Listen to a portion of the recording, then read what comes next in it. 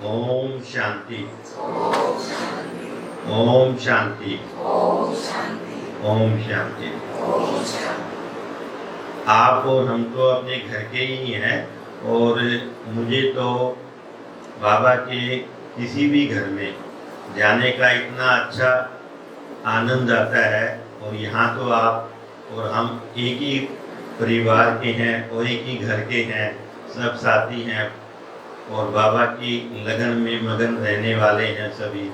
तो आप सबको देख के, क्योंकि जिस समय हम चले थे यहाँ पे, तो उस समय तो मेरे ख्याल तो 30 साल वाले तो कोई एक भी भाई मुझे नज़र नहीं आता जो हमारे समय का उस समय था कोई 30 साल पहले, है जी।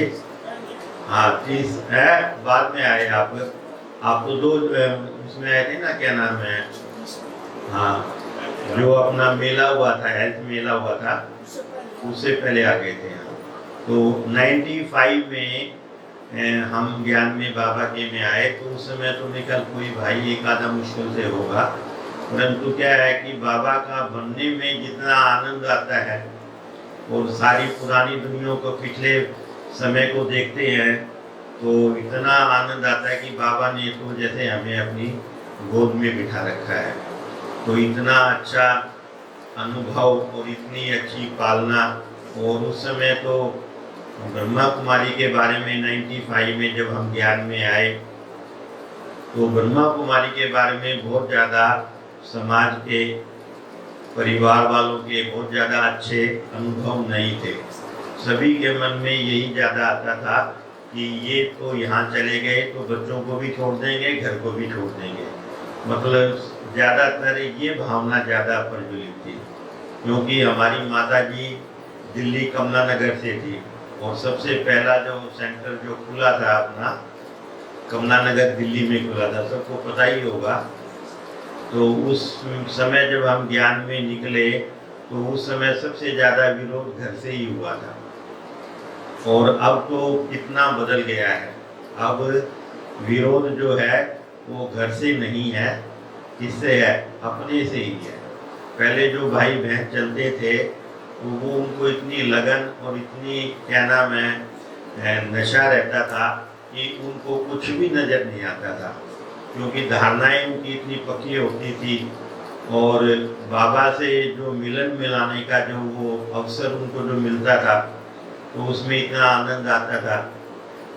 और अभी तो जो भाई बहन हैं जो 5 साल ज्ञान में चले हैं, 2017 के बाद जो ज्ञान में चले हैं वो हाथ करेंगे एक बार, 2017 के बाद, क्योंकि उसके बाद तो फिर बाबा जो है ना, हाँ बाबा ने विदाई ले ली थी साकार, मतलब जैसे आप मिलन मनाते हैं आपको रिकॉर्डिंग देखते हैं।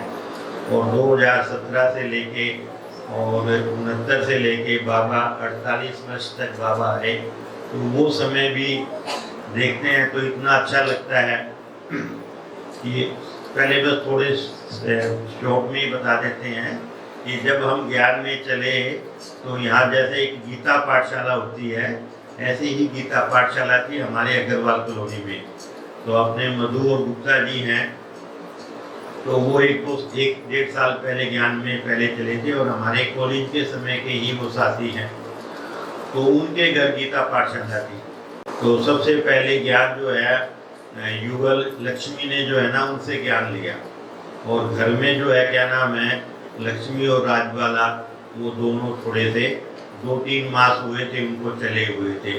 और फिर क्या नाम है वो रेगुलर तो वो भी नहीं जा पाते थे, क्योंकि घर में माता जी का बंधन था। तो जैसे ही उनको चांस मिलता था तो वो जाते थे। और वो जो मुरली जो थी उन्होंने इकट्ठी दे दी थी और वो मुरली रोज पढ़ते थे। तो एक दिन मैंने जो है बाबा की मुरली डायरेक्ट पढ़ी, मतलब मेरे को किसी ने बहुत ज़्यादा ज्ञान नहीं दिया था, ना तो किसी ने लिटरेचर दिया और ना कभी मधुबन की तो बात ही छोड़ो, मधुबन का निमंत्रण दिया। क्योंकि उस समय हमारे यहाँ बहादुरगढ़ में थे ही कितने, एक संदीप भाई था वो कुमार था, वो पढ़ने लिखने वाला भाई था, तो उसको भी इतना समय नहीं मिलता था। और ये मधु और गुप्ता जी थे, ये बैंक में थे, तो ये भी अपना समय ज़्यादा नहीं निकाल पाते थे। बस ये थे, ज्ञान में चले हुए थे और अच्छी रीति से बस अपने गीता पाठशाला को चला रहे थे। तो मैंने जो है वो मुरली पढ़ी, और मुरली पढ़ने से ही मेरे को बाबा पे निश्चय हो गया। तो ये एक सबसे बड़ी बात है कि जैसे ही मैंने मुरली पढ़ी, और मुरली पढ़ने में तो वो उसमें जो 5000 शब्द का जो वर्णन आया, तो मुझे लगा कि ये जो मुरली जिसके भी महावाक्य है उनको 5000 साल का अनुभव है। क्योंकि भक्ति में हमने सुना था कि जो ऋषि मुनि हैं जंगलों में जो रहते हैं, किसी की उम्र 500 साल है, किसी की 800 है, तो ऐसे हमारे तपस्वी महर्षि हैं, तो उनके बारे में सुनते थे। तो जैसे ही मैंने मुरली पढ़ी, तो मुरली पढ़ने से मुझे निश्चय हो गया, और निश्चय होने के बाद फिर मैं मुरली गीता पाठशाला में जाने लग गया। और जाने के बाद जैसे ही मैंने वहाँ पे ब्रह्मा बाबा का आदम का चित्र देखा, तो वो चित्र मुझे 20 साल पहले 75 में, मतलब हम ज्ञान में चले 95 में, और 75 में मुझे ब्रह्मा बाबा का साक्षात्कार हुआ था सूक्ष्मतन में। तो बाबा जो है 5 घोड़ों के रथ पे सफ़ेद पोश में, और बाबा के आसपास सफ़ेद पोश वाले थे, और बाबा ने मुझे इशारे से बुलाया, और बाबा ने मुझे गले में विजय माला पहनाई, और बाबा ने कहा बच्चे पवित्र रहना और पवित्रता का पाठ पढ़ाना। तो उस समय ना तो हम पवित्रता को जानते थे, ना कोई ऐसी बात, परंतु वो जो सीन था, वो जो अलौकिक दृश्य था, वो बहुत प्यारा लगा। वो इतना सुंदर लग रहा था कि मैं ये सोचता था कि ये दोबारा मुझे फिर से हो, पर 20 साल में मुझे कभी नहीं हुआ। जैसे ही बाबा का चित्र देखा, तो मैंने कहा ये तो वही बाबा है। तो जैसे मुरली पड़ी थी, मुरली से निश्चय हो गया, फिर बाबा का चित्र देखा तो मुझे और भी निश्चय हो गया। तो वो निश्चय मेरा एकदम पक्का हो गया, और पक्का होने के बाद 95 से लेके आज तक बाबा ने मेरी मुरली कभी मिस नहीं कराई। देखो ये सबसे बड़ी बात है। आप सब हम परिवार में रहते हैं, तो परिवार में बीमारी भी आती है, ब्याह शादियाँ भी आती हैं, आना जाना भी कहीं होता है। ये सब कुछ होते हुए भी मैं तो इसको अपनी कमाल नहीं, बाबा की कमाल मानूंगा कि बाबा ने मुझे कभी भी ऐसा चांस दिया ही नहीं कि मैं इसको अवॉइड करूं। क्योंकि मैं जहाँ भी जाता था तो सबसे पहले बाबा के सेंटर पे जाते थे, मतलब दूसरी बात बाद में, और बाबा का सेंटर पहले, फिर किसी के पास जाके आगे करके ये सब काम करते थे। तो ये नशा जो था बाबा का, वो इतना था कि मुझे उससे मदद बहुत मिली। जैसे हमारे घर में शादियां भी होती है, तो आप सब देखते हैं कि अगर पड़ोस के घर भी शादी हो या किसी के रिश्तेदार की शादी में भी जाना पड़े, तो भाई बहन सबसे पहले क्या करते हैं, मुरली मिस कर देते हैं कि अभी आज समय नहीं है, हैं? ऐसा हो जाता है ना जी। और परंतु हमारे घर में तो मेरे हाथ से मैंने अपने, क्या नाम है, ज्वाइंट फैमिली है, 4 भाई हैं, सबके बच्चे हैं, तो 7-8 शादियां मैंने अपने हाथ से की है। और शादी करने में, और हम शादी ज़्यादातर दिल्ली करते थे, और दिल्ली करने के बाद जब वहाँ से विदा होके आते थे तो 6 साढ़े 6 बज जाते थे। तो जैसे ही 6 बजते थे तो ज़्यादातर भाई बहनों में क्या होता है, नींद भी आ जाती है, सुस्ती होती है। तो मेरा सबसे पहले काम क्या होता था, बाथरूम में जाना, नहाना धोना करना, और मुरली के अपने क्लास में चले जाना। मुरली हमारे यहाँ 7 बजे शुरू होती है, ये सबसे अच्छी बात है। तो 7 बजे जाके अपने मुरली करके आ जाता था। और युगल ने बड़ा इसमें साथ दिया। मैंने कहा आप मेहमानों को संभालना, या तो अभी जब आए तो कोई सोएगा, कोई कुछ करेगा, इतने में तो मैं वापिस ही आ जाऊँगा। तो कहने का भाव ये है कि कभी भी एक संकल्प भी नहीं आया कि मैंने मुरली मिस करनी है या कोई काम है। तो ये सारा खेल हम देखते हैं, संकल्पों का खेल है, ठीक है ना जी। अगर आप संकल्प में कर ले और मुझे ये करना है, तो वो काम सहज हो जाता है। और इसमें तो बाबा की मदद है, क्योंकि बाबा हमारे साथ है। कोई बाबा ऐसा वैसा नहीं है, ये है, ये तो स्वयं भगवान है, जिसको सारी दुनिया भगवान के रूप में याद करती है। एक जैसे हम बाबा के रूप में उसको याद करते हैं तो थोड़ा नॉर्मल हो जाता है, और जब आपको नशा चढ़ाना हो तो वो कहते जो सारी दुनिया जिसको भगवान के रूप में याद करती है वो मेरा बाप है, हम उसके बच्चे हैं, तो कितना नशा चढ़ जाता है। और बाबा ने तो गारंटी ले रखी है। क्या गारंटी ले रखी है? बच्चे, जब भी आपको बाबा की मदद की आवश्यकता पड़े तो एक बार क्या कहना है, मेरा बाबा, मीठा बाबा, बाबा आ जाओ। बस आपने हिम्मत का एक कदम बढ़ाना है, बाकी मदद के लिए तो बाबा सदा तैयार है। तो ऐसे कहना, मुझे कभी भी मुरली सुनने में ना तो मेहनत लगी और ना कभी मैंने मेहनत का अनुभव हुआ, ठीक है ना जी। नहीं तो कई सोचते हैं कि ये कैसे होगा भाई, है, तो कभी भी मेहनत नहीं हुई, एक नेचुरल बन गई। मतलब जैसे क्या नाम है, सुबह उठते हैं तो बाबा कहते हैं कि कोई बात आपकी नेचुरल हो जाए और वो स्वरूप में आ जाए, तो फिर आपको किसी बात की मेहनत नहीं करनी पड़ेगी, ना याद करना पड़ेगा ना। तो बाबा एक ही बात हमें कहता है, गीता में कहा ना, नष्टो मोहा स्मृति स्वरूप, स्मृति स्वरूप का है। एक बार हम सूरज भाई से मिल रहे थे तो उन्होंने ये शब्द यूज किया, स्मृति स्वरूप। तो इस स्मृति स्वरूप का हम एक साधारण रूप से इस शब्द को लेते थे, तो मैंने कहा ये स्मृति स्वरूप क्या है, तो उन्होंने बहुत शौक में बहुत अच्छे तरीके से कहा, जब जिस बात के आप स्वरूप बन जाओ, ठीक है ना जी, आपकी वो चीज नेचुरल हो जाए, ठीक है ना जी। जैसे अभी बाबा को हमें याद करना पड़ता है, ठीक है ना जी, मेहनत करनी पड़ती है। अगर ज़्यादा याद में रहेंगे, समय ज़्यादा रहेंगे तो मेहनत कम लगती जाएगी। अगर उसका स्वरूप बन जाए तो बाबा कहता है याद और बाबा समाई हुई होगी, मतलब याद करने की आवश्यकता ही नहीं, क्योंकि बाबा और मैं कंबाइंड हैं, स्वरूप में हैं।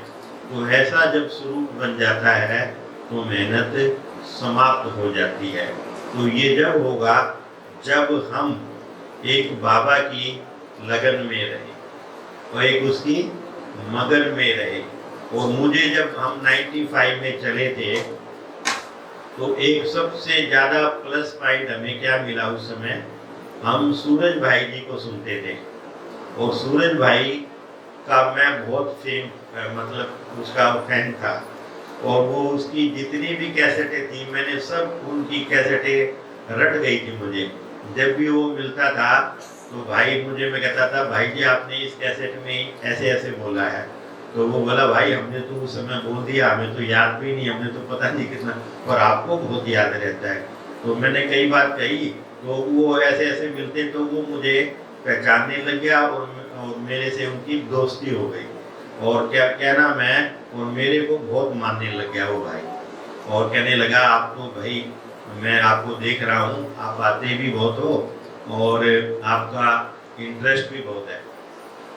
तो वो उसमें 2000 साल के बाद बताता ही नहीं था कि जीवन है। तो उन्होंने कहा 2000 साल के बाद क्या हो जाएगा, विनाश हो जाएगा। मतलब क्या नाम है, हमारी मुरलियाँ भी ऐसे चलती थी, बाबा भी ऐसे ही बोलता था, और क्या नाम है जो क्लास सुनते थे उसमें भी, और दादियाँ भी यही कहती थी। एक बार दादी ने मैं मधुबन बहुत जाता, मेरे को इतना नशा था कि मैं बाबा से मिलने का मैं हर महीने जाता था, देख लो। नहीं तो क्या नाम है, एक बार चांस मुश्किल से मिलता है जाने का। परंतु ड्रामा अनुसार ऐसा हुआ कि हमने जो है 1 साल के अंदर ही बाबा के घर के सामने एक अपना घर बना लिया। तो फिर वो रहने की भी आवश्यकता नहीं थी। और फिर बड़ी दादी जी से उसका उद्घाटन कराया, तो सभी दादियाँ उसमें आई, तो सभी बड़े भी अच्छे से जानने लगे थे।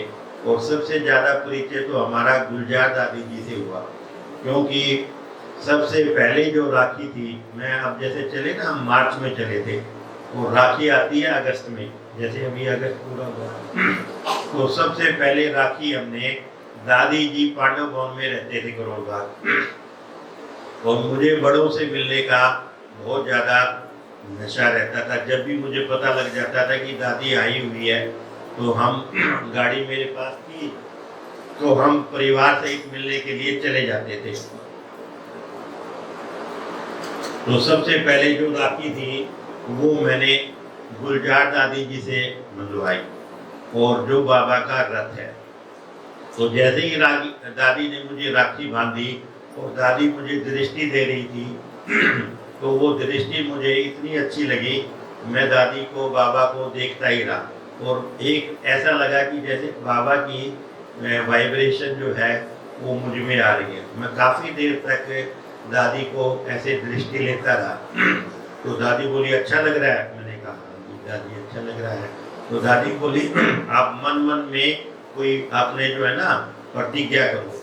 तो उस समय जैसे ही हम ध्यान में चले थे तो धारणा तो हमारी उसी समय शुरू हो गई थी, परंतु जैसे ही मैंने दादी ने कहा मुझे, तो मैंने उस समय, क्योंकि राखी का मतलब ही बंधवाने का पवित्रता से है, तो ये पवित्र बंधन है क्योंकि बाबा ही आकर राखी बांधते हैं पवित्रता की। तो मैंने अपने मन में ये कहा कि जब तक हम इस ज्ञान में इसमें रहेंगे तो हम पवित्र रहेंगे।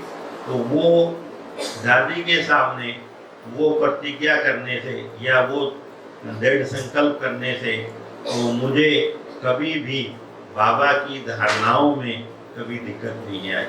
तो वो इतनी कहना मैं सहज हो गई कि हमें एक खेल लगने लग रहा था। दुनिया जिसको मुश्किल समझती थी वो हमें बाबा के ज्ञान से और बाबा की मदद से और अपनी धारणाओं से, योग बल से और बड़ों की आशीर्वाद से, दुआओं से वो काम सहज हो गया। तो वो काम सहज होते होते, और सबसे बड़ी बात और बताते हैं कि जैसे ही मैं दिल्ली जाता था, तो हमने 1 साल के थे तो दिल्ली जाना शुरू कर दिया था। तो सबसे पहले मैं शक्ति नगर सेंटर पे गया और जगदीश भाई जी से हम मिले। तो जगदीश भाई जी हमारे बहुत बड़े भाई हैं और सारा लिटरेचर उन्होंने लिखा है, और मुझे इतना नशा रहता था कि कोई काम नहीं था मुझे जगदीश भाई जी से। परंतु जैसे ही सेंटर पे जाता था तो मुझे रानी बहन मिलती थी, वो वहाँ की चक्रधारी बहन और रानी बहन बड़ी बहन है। तो मैंने कहा जगदीश भाई जी से हमें मिलना है, तो वो भी मना नहीं कर पाती थी। वो जगदीश भाई जी के पास जाके हमारा समाचार देती थी कि कोई आपसे मिलने। तो भाई साहब भी सहज मिलने के लिए, वो ऊपर रहते थे शक्ति नगर में, तो मिलने के लिए आ जाते थे। और मिलने के बाद हमारे को बड़ी शक्ति भरते थे। हम नए नए थे तो मैं सारा समाचार उनको देता था। तो बाद में मुझे 2-3 मास हो गए तो जब मुझे पता लगा, मैं कहा ये तो भाई बहुत बड़े भाई है, इनसे तो कोई काम हो जब मिलना चाहिए, नहीं तो ऐसे नहीं मिलना चाहिए। तो परंतु वो नशा इतना था कि मुझे ना तो किसी ने मना किया ना किसी ने टोका, तो सब जैसे ही थे तो सहज होता चला गया। कहने का भाव ये है कि हमारे बड़े भी उस समय इतने सहज थे कि मिलना जुलना बहुत सहज तरीके से हो जाता था। और उनको हम देखते थे तो हमें भी प्रेरणा आती थी कि हमें भी ऐसा बनना है। और फिर जैसे वो सेंटर देखते थे तो हम भी सोचते थे कि बहादुरगढ़ तो एक छोटे से कमरे में है, तो बहादुरगढ़ भी सेंटर बने। तो ये जो गुप्ता जी थे, ये थे मधुबन की बहुत वो क्या नाम है करते थे, तारीफ करते थे, हमारा मधुबन ये है और वहाँ तो भाई सब कुछ चीज़ ऐसे फ्री मिलती है, आप खाना जाओगे ये करोगे, किसी चीज़ के उन्हीं सब चीज़ें आपको वहाँ सहज मिलेगी, फ्री मिलती है। तो मैंने कहा भाई ठीक है। तो मैंने कहा भाई अब यहाँ भी अपने क्या है सेंटर बनाना है और मधुबन से तुम पैसे मंगवाओ और यहाँ बनाएंगे। तो वो भाई क्या नाम है, उन्होंने पहले तो एक 5-10 दिन तो उन्होंने कुछ बोला नहीं। फिर मैंने कहा भाई क्या बात है, आप कुछ ध्यान नहीं दे रहे। बोला भाई वहाँ तो पैसे भेजने होते हैं, वहाँ से आते नहीं है। तो मैंने कहा भाई ठीक है कोई बात नहीं। तो फिर मैंने कहा चलो हम आपस में मिल के बना लेंगे। तो 15-20 दिन और निकाल दिए उन्होंने, वो ध्यान ही नहीं दे। वो सोचे भाई कोई नए नए भाई आए तो सब में जोश होता है, ऐसे ही बोलते होंगे। तो मैंने कहा भाई ऐसा है, समय नहीं है, 4-5 साल है अपने पास, इसी में जो कुछ करना कर लो, नहीं तो विनाश हो जाएगा। तो वो फिर भी ध्यान नहीं दिए। तो फिर मैंने एक दिन बाबा से बात करी, तो फिर बाबा ने मुझे अमृत वेले टचिंग करी। तो फिर मैं घर से 21,000 रुपये अपनी जेब में डाल के लेके गया और उनको दोनों को दिए। मैंने कहा भाई ये तो पैसे लो और अपने जगह देख के कहीं बहना देते हैं।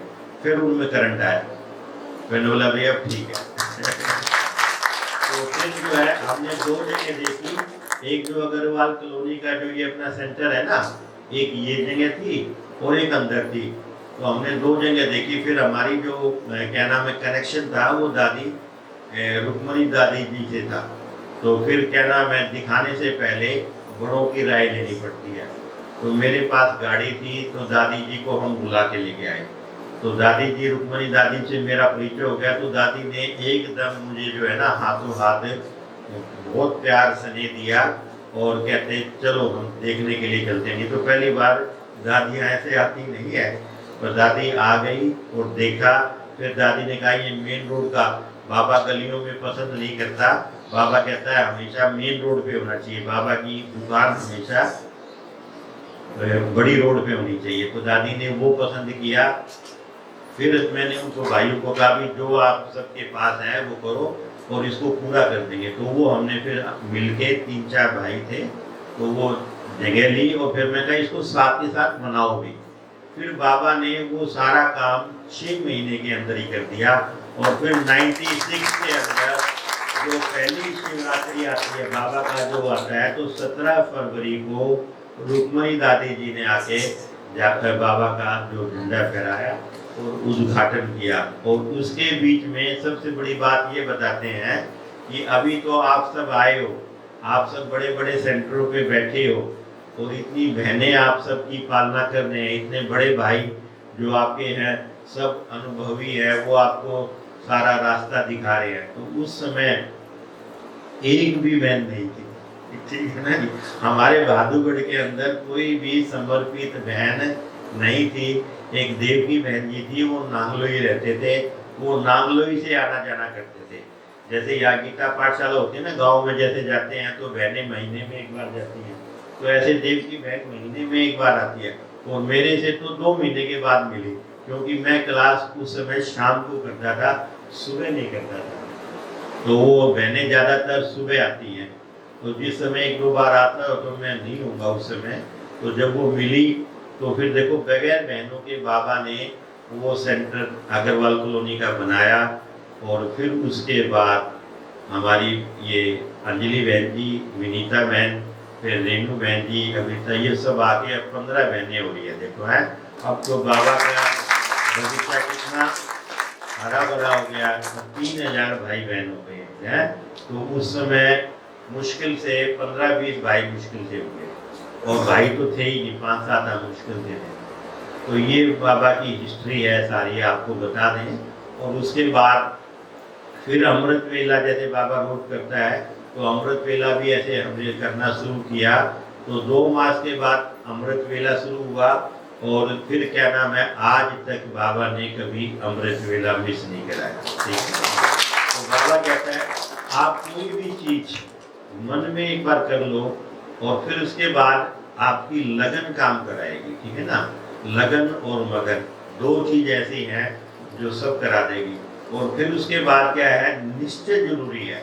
क्योंकि क्या है, अगर निश्चय में अगर थोड़ी सी भी आपके संशय है कि ये वही भगवान है, ये वही समय है, क्योंकि 4 चीजों पे निश्चय होना बहुत जरूरी है। एक स्वयं पर निश्चय, एक परमात्मा पर निश्चय, एक बाप के द्वारा जो ज्ञान दिया हुआ है उस ज्ञान पर निश्चय, और सबसे बड़ा निश्चय है, सारे निश्चय भी हो जाते हैं पर एक निश्चय में फिर भी डाउट रह जाता है, वो है समय पर निश्चय, ठीक है ना। ये समय कौन सा चल रहा है, क्योंकि समय अनुसार तो बाबा आया है ना।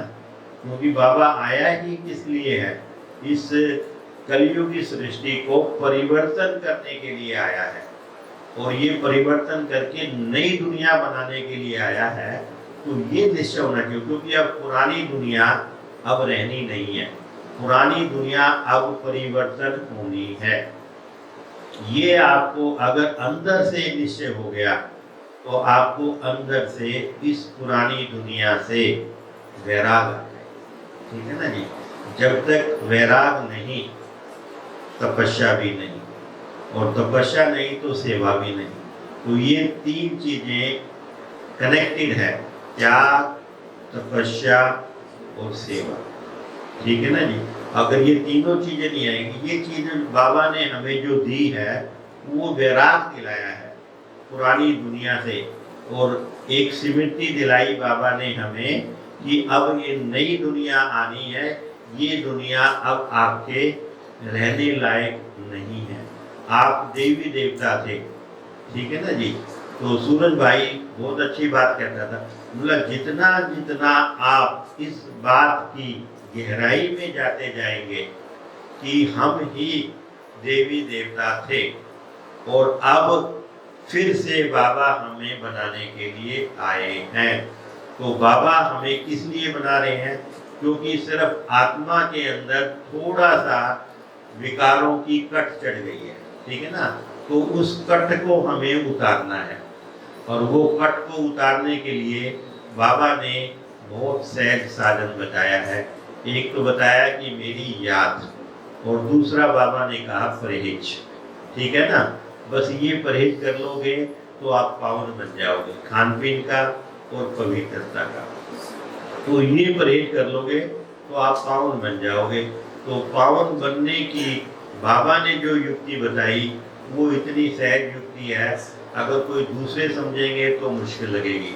अगर बाबा के साथ का अनुभव करके अगर चलोगे तो वो सहज लगेगा, क्योंकि हमें शरीर को भूलना है और आत्मा को बाबा से अमृत वेला का जो समय है वो अमृत बरस, शब्द ही है अमृत वेला, अमृत बरसता है।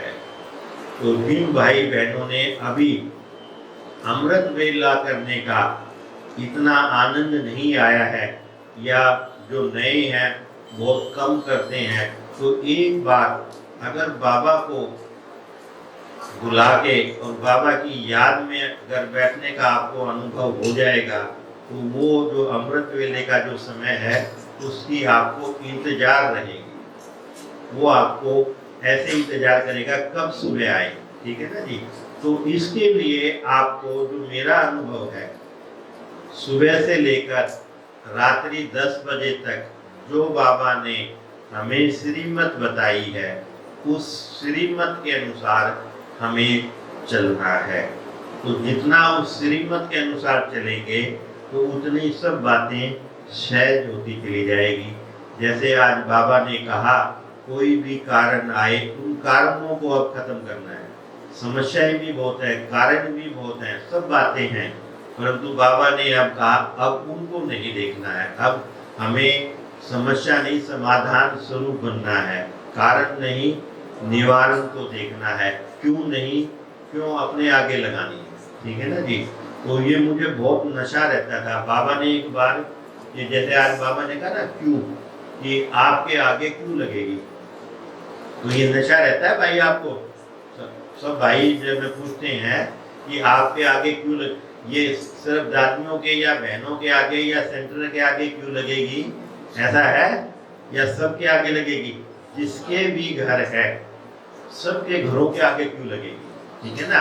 क्योंकि अभी आने वाली जो आत्माएं हैं वो इतनी परेशान है, ठीक है ना जी। वो अब धन जो है धन पीछे रह जाएगा। अभी तो सबने धन आगे कर रखा है, क्योंकि कुछ भी हो जाए धन आना घर में आना चाहिए, चाहे मन की शांति चली जाए, ठीक है ना जी।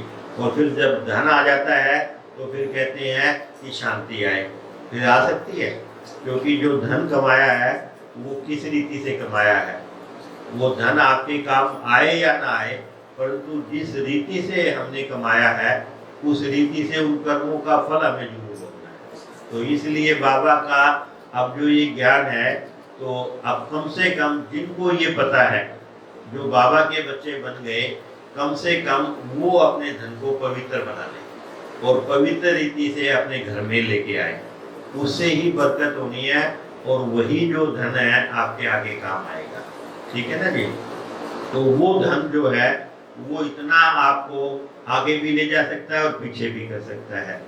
तो इसलिए जितना आप पवित्र धन मैं तो एक ही बात कहता हूँ, क्योंकि मैं तो अपना अनुभव है कि जो आपकी आवश्यकता है उसको पूरा करने के बाद जो आपके पास बचता है, बाबा की सेवाओं में जितना आप लगाओगे उतना आपका योग और आपकी तपस्या सहज हो जाएगी।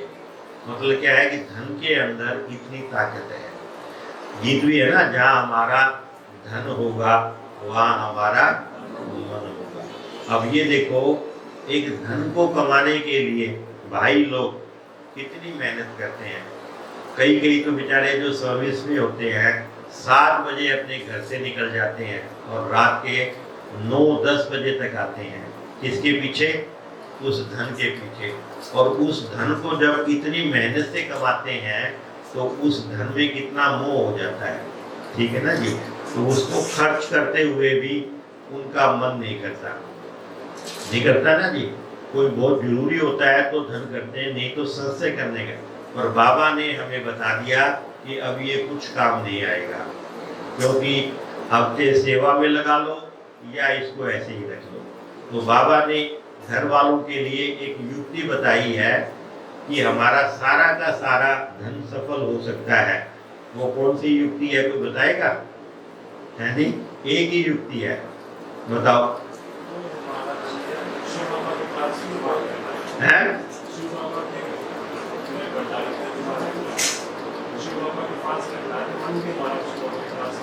नहीं, ये थोड़ा ठीक है, और बता, उससे भी ऊपर निकलो। और कोई बताएगा? कोई भाई? बहुत सहज साधन, बहुत है जी। क्या बताया? सृष्टि। हाँ, ये जो आंसर है ना, ये मतलब घर वालों के लिए सबसे मतलब क्या नाम है, एक किस्म का सटीक आंसर है। क्योंकि जो हमारे पास है वो किसका है? बाबा का है।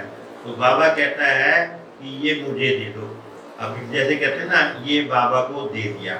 फिर बाबा कहता है ये जो धन है ये आप संभालो। बस कैसे संभालो? ट्रस्टी बन के संभालो। क्योंकि धन तो हमारा ही है, बाबा ने कहा धन तो आपका ही है। अब आपने मुझे दे दिया, अब ये धन आप अमानत के रूप में आपके पास है, तो इसको अमानत समझो, अब अपना मत समझो। जैसे कोई आपके पास अमानत रखे जाता है, जैसे कोई हम कोई ट्रस्ट बनाते हैं, तो ट्रस्टी में उसका मोह नहीं होता, अपनापन, मेरापन नहीं होता, तो वो मेरापन निकल जाएगा। और उस धन को अगर हमने सारा ट्रस्टी मान लिया, अगर विनाश भी हो जाता है तो हमारा सारे का सारा वो सफल माना जाएगा, क्योंकि हमने बाबा को अर्पित कर दिया है। एक है ये विधि। और फिर है जी, हाँ, जनक बाबा, जनक का मिसाल था ना, तो जनक भी जो संभालता था तो वो कैसे अमानत के रूप में संभालते हुए भी उसको नहीं देखता था। तो ऐसे हमें ये थोड़ा सा है तो मुश्किल, परंतु क्या नाम है, घर वाला अगर बाबा पे आप पे निश्चय है तो फिर आसान है। एक भैया बैंक का चौकीदार जिस तरह रहेगा उस तरह हम रह जाएंगे। हाँ जी, हाँ जी, बस धन गिन रहा है, परंतु वो धन में उसका मोह नहीं है, उसको पता है मेरा नहीं है। तो ऐसे जब मेरापन निकल जाएगा तो मेरापन हमें किसमें लगाना है? बाबा में लगाना है, मेरा बाबा। और मेरा बाबा कहने से सारा ही तो कुछ मिल गया जी, है जी। तो सब कुछ मिल जाता है। और फिर उसके बाद मुझे जो है क्या नाम है, दादियों की पालना बहुत मिली, क्योंकि समय नजदीक आता जा रहा है। बातें इतनी बताने की थी, कितना क्या नाम है, इतना ज़्यादा हमने क्या नाम है बाबा के घर से मिला और पुरुषार्थ किया। हमारा सारा ही परिवार, बच्चे भी ज्ञान में चलते थे।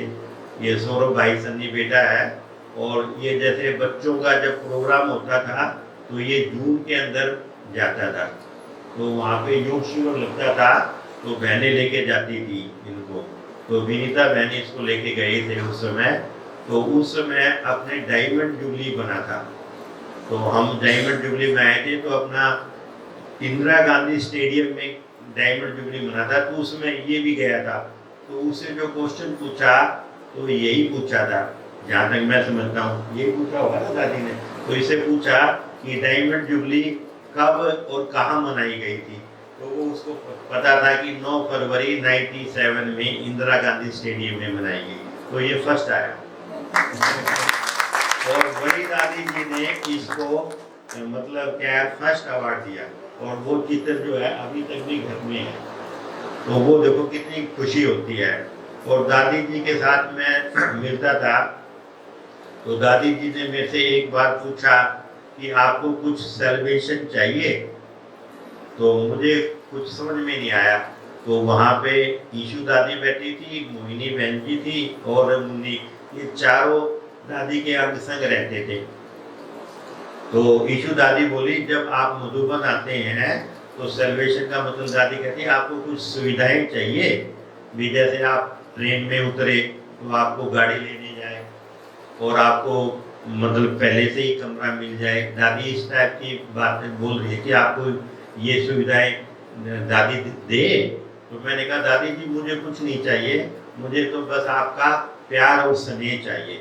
जब मैंने ऐसे कहा तो दादी बहुत खुश हुई और दादी जी ने मुझे बहुत जब मतलब क्या नाम है इतनी दृष्टि दी।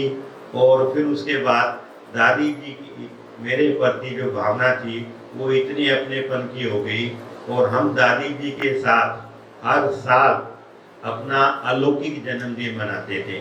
तो जब हम 5 साल के थे तो मतलब गुलजार दादी जी हमें बड़ी दादी जी से मिलवाने के लिए लेके जाते थे। तो ये कितनी बड़ी बात है। जो भाई पुराने होंगे वो समझते हैं कि गुलजार दादी से भी नहीं मिल पाते थे, बहनें भी टाइम नहीं ले पाती थी, और वो गुलजार दादी बाबा का रथ हमें बड़ी दादी जी के पास मिलने के लिए लेके जाता था। तो जब हम 5 साल के हुए तो हमने दादी के साथ जन्मदिन मनाया, परंतु एक मिनट में पूरी कर देते हैं। एक तो दादी मेरी कभी मुरली मिस नहीं हुई, कभी अमृत वेला मिस नहीं हुआ, और जब से मैं ज्ञान में चला हूँ मैंने कभी बैच लगाना मिस नहीं किया। ज़्यादातर तो भाई बहन क्या करते हैं, सेंटर पे आते हैं तो लगाते हैं, अपने बिजनेस में जाएंगे तो नहीं लगाएंगे, घर में होंगे तो नहीं। मेरे को घर में भी मैं लगा के रखता हूँ, कभी भी कोई आएगा तो मुझे बगैर ड्रेस के कोई नहीं देखेगा, ठीक है ना जी। तो मैंने कहा बैच कभी मिस नहीं किया। और चौथे अपने बाबा का कमरा घर में बना रखा है, तो मैं जब भी बाहर जाता था तो बाबा से बैठ के और बाबा को बता के जाता था, और जब वापस आता था तो बाबा को बता के बाबा मैं आ गया ये काम। तो ये चौथी बात ये थी। नहीं तो ज़्यादातर क्या होते हैं भाई बहन बता के तो चले जाते हैं, परंतु जब वापस आते हैं तो बाबा को समाचार नहीं देते कि मैं आ गया हूँ बाबा। तो फिर 5वीं बात है, तो दादी को कहा कि जितना हम अपने पे घर में खर्च करते हैं लौकिक में, अपना जो मंथली जो खर्चा, तो उससे ज़्यादा हमारी दिल रहती है कि बाबा के यज्ञ में सफल हो। तो ये 5 बातें जब दादी को बताई तो दादी कहने लगी, बड़ी दादी, दादी प्रकाश मणि जी, किसने देखा है दादी प्रकाश मणि जी को? बहुत थोड़े हैं, 20-25% है। तो दादी जी बोली तो 5 बातें आपकी बहुत अच्छी है, तो आप जो है ना कल जो है ना मुरली में सुनाऊंगी, उसके बाद आप अनुभव सुनाना क्लास में। तो 20,000 बाबा का सीजन था, बाबा आए थे, उसको उससे अगले दिन दादी ने मुरली सुनाई और 20,000 की सभा थी। ये 20 मार्च 2000 की बात है। तो दादी जी ने जब मुरली पूरी की तो साइड में सोफा है, मैं वहाँ जाके बैठ गया। तो मैं समझा दादी ने तो इतनी बड़ी दादी है क्या, नहीं शायद दादी भूल जाएगी। परंतु जैसे ही बात मुरली पूरी हुई तो दादी ने साइड में देखा और मुझे ऐसे हाथ से इशारा करके बुलाया। और सबसे पहले तो जैसे दादी मुरली सुनाने के लिए जाती है तो दादी को एक भाई जो स्टेज संभालता है वो गुलदस्ता देता है। वो गुलदस्ता दादी ने मुझे दिया और फिर कहा आप अपना अनुभव सुनाओ। तो 5 जो बातें मेरी पक्की थी। तो 20,000 की सभा में कभी हम बोले भी नहीं थे, खड़ा होने की तो मतलब खड़े भी नहीं हुए थे, बोलने की तो बात अलग है, पर बाबा ने आगे रख के तो हमने उसको दिया। तो वो भी बहुत अच्छा अनुभव हुआ। तो ऐसे ही हम जाते थे तो मुझे जो है हर बार बाबा से दृष्टि लेने का, बाबा से सम्मुख मिलने का अवसर हमें सारे परिवार को मिलता था। और फिर ये जो 5 साल की हुई तो दादी ने कहा इनको आपको गोल्डन बैच मिला है, तो मैंने कहा अभी तो नहीं मिला दादी, मैं तो अपना ही बैच जो है ना वो खरीद के वही लगा रहे हैं। तो दादी बोली नहीं मुन्नी इसको गोल्डन बैच लगाओ। तो वो पहले गोल्डन बैच जो आता था ना वो आपने सबने देखा होगा, वो इतना छोटा सा आता था, डब्बी टाइप सा आता था, और वो इसका इतना महत्व था कि वो बहुत कम भाई बहनों को यज्ञ में मिला होता, जिसको वो मिला वो होता था उसको बहुत नशा रहता था। तो वो दादी ने मुझे जो क्या नाम है लगाया, और उसके बाद तो फिर क्या नाम है धीरे धीरे हर साल दादी ने फिर मुझको 2 साल के बाद जो क्रिश्चियन का जो समर्पित भाई बहन जो लगाते हैं ना, तो वो क्रिश्चियन वाला बैच मुझे लगाया। और फिर जब दादी 2006 में थी तो फिर दादी ने मुझे जो लक्ष्मी नारायण का जो आता है ना जो बहनों को देते हैं तो वो लगाया। और फिर दादी जी ने मुझे इतनी वो पालना करी कि हमें एक बार दादी कहने लगी कि आप अपने परिवार को लेके आए कभी, मैंने कहा नहीं। तो मैंने कहा कि दादी ने मुझे छुट्टी दी कि आप अपने परिवार को लेके आओ। तो मैं पहली बार पांडव भवन में मम्मा डे पे 25 का हम अपने परिवार का ग्रुप लेके गए। तो दादी जी से सभी परिवार वाले मिले, तो हमारे परिवार वाले भी ज्ञान में बहुत चल रहे हैं, और फिर वो इतने खुश हुए और दादी भी खुश हुए। फिर दादी बोले कि आप हर साल जो है ना लेके आओ। फिर एक बार दादी ने मुझे 100 की छुट्टी दे दी, फिर 200 की, फिर 300 की, अब तो 500 की छुट्टी जो है। हाँ जी है, हाँ कोई बात ठीक। तो ऐसे 500 की छुट्टी बाबा ने हमें दी, जो मैं समझता हूँ कि यज्ञ में बहुत गिनती के 1-2 भाई बहनों को मिलती होगी, और जो भी मिल रहा है वो हमारे से प्रेरणा लेके ही जो है ना उनको ग्रुप मिल रहे हैं। तो उसमें जो भाई बहन जाते हैं, आप सब गए हैं, तो उसमें इतना अच्छा अनुभव होता है। और एक बार तो इतना जबरदस्त अनुभव हुआ, 2017 की बात है, मधुबन में बाढ़ आ गई थी, और बाढ़ आने के बाद रेलवे लाइन में पानी हो गया, तो ट्रेनें बंद हो गई, और आबू रोड तक तो ट्रेन आ रही थी, तो अहमदाबाद के लिए सर तो अजमेर से जितनी भी ट्रेन जा रही थी सबको डाइवर्ट कर दिया। और डाइवर्ट करने के बाद हमारा जो ग्रुप था वो 3 गाड़ियों में था, वो कैंसिल हो गया। तो मधुबन वाले कहने लगे कि आपका प्रोग्राम नहीं होगा क्योंकि ट्रेन नहीं आ रही, सब कैंसिल हो जाएगा। तो मुझे किसी बात की कोई घबराहट नहीं हुई। मैं बाबा के कमरे में 10 मिनट के लिए बैठा, बाबा को सिर्फ एक ही बात बोली कि बाबा ये निमंत्रण हमने नहीं दिया, ये आपके निमंत्रण पर मधुबन आ रहे हैं। अगर बाय द वे ये अपने घर चले गए और इनकी वापसी की टिकट भी अभी रिजर्व नहीं है, और बरसात हो रही है, अब तकलीफ में जाएंगे तो कभी मधुबन आने का नाम नहीं लेंगे। बस इतना ही मैंने बाबा को बोला, अपनी भावना बताई। तो जैसे ही बाबा के कमरे से बाहर आया तो एक भाई का फोन आया, बोला आप सुरेंद्र भाई बोल रहे? मैंने कहा हाँ भाई जी। बोला आपका ग्रुप आ रहा है? मैंने कहा हाँ। तो बोला जी आप 10 मिनट रुको और आप अपने ग्रुप को फोन करके बोलो कि अजमेर से इधर उधर ना जाए। तो उस समय नेट भी खराब हो गए थे, काम करना बरसात में बंद कर दिया था। परंतु बाबा की कमाल थी, जिस समय फोन की जरूरत होती थी नेट ठीक हो जाता था और काम हो जाता था।